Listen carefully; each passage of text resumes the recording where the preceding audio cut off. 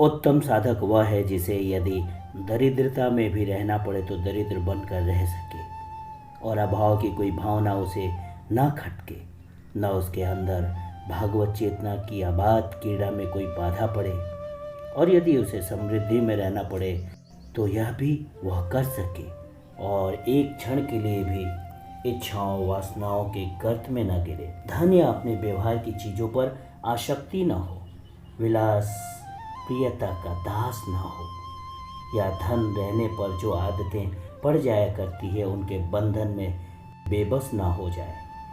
भगवान की इच्छा और भागवत आनंद ही उसके लिए सब कुछ है।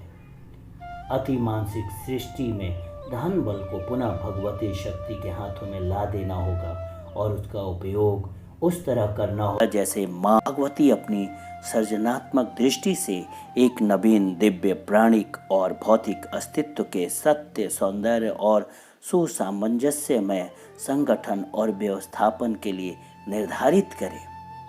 किंतु पहली आवश्यकता है धन बल को जीतकर भगवती माँ के लिए वापस लाने की, और इस विजयी प्राप्ति के लिए सबसे अधिक सबल वे होंगे जो अपनी प्रकृति के इस भाग में सबल, उदार और अहंकार मुक्त हैं तथा बिना किसी प्रत्याशा के निसंदेह और निसंकोच रूप से समर्पित हैं और परम शक्ति के लिए विशुद्ध और शक्तिशाली माध्यम है।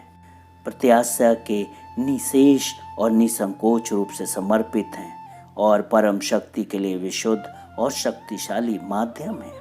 यदि तुम भगवान के कामों के सच्चे कर्ता बनना चाहते हो तो तुम्हारा पहला लक्ष्य यही होना चाहिए कि तुम सारी कामनाओं और अपने आप को सर्वस्व मानने वाले अहंकार से सर्वथा मुक्त हो जाओ।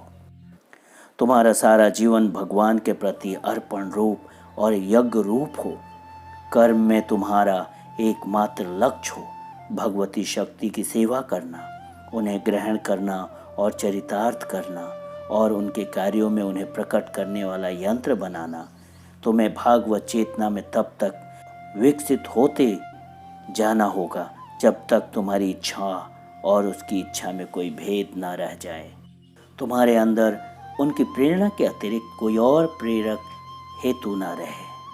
कोई कर्म ऐसा ना हो जो तुम्हारे अंदर और तुम्हारे द्वारा होने वाला उन्हीं का सचेतन कर्म ना हो। जब तक तुम इस संपूर्ण सक्रिय एकत्व के योग्य नहीं हो जाते तब तक तुम्हें ही यह मानना चाहिए कि तुम्हारी देह और आत्मा माँ की सेवा के लिए ही बनी है, जो सब कुछ उन्हीं के लिए करती है। यदि तुम्हारे अंदर यह बोध प्रबल हो कि तुम एक अलग कर्ता हो और तुम्हें अनुभव करो कि तुम ही कर्म कर रहे हो, फिर भी कर्म माँ के लिए किया जाना चाहिए। अहंकार में पसंद के सारे जोर, व्यक्तिक लाभ की सारी लालसा और स्वार्थी कामनाओं की सारी मांगों को प्रकृति में से मिटा देना होगा। फल की कोई मांग या पुरस्कारों की कोई चाहना शेष ना रहे। तुम्हारे लिए एकमात्र फल है भगवती माँ की प्रसन्नता और उनके कार्य की पूर्ति। तुम्हारा एकमात्र पुरस्कार होगा भागवत चेतना, शांति, बल और आनंद में उत्तरोत्तर वृद्धि, सेवा का आनंद और कर्मों के द्वारा आंतरिक विकास का आनंद ही निस्वार्थ कार्यकर्ता के लिए यथेष्ट पुरस्कार है।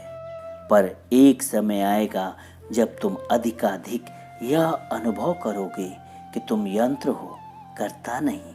कारण पहले तो तुम्हारे भक्ति बल से भगवती माँ के साथ तुम्हारा संबंध इतना घनिष्ठ हो जाएगा कि हर समय बस एकाग्र होकर सब कुछ उनके हाथों में सौंपना हो और तुम्हें उनका साक्षात निर्देश, उनकी सीधी आज्ञा, ये प्रेरणा मिल जाएगी और इसका निश्चित संकेत मिलेगा कि क्या करना है, कैसे करना है और क्या फल होगा।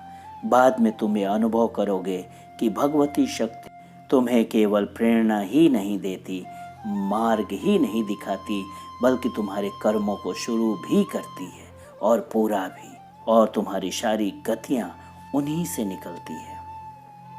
तुम्हारी सारी शक्तियाँ उन्हीं की है।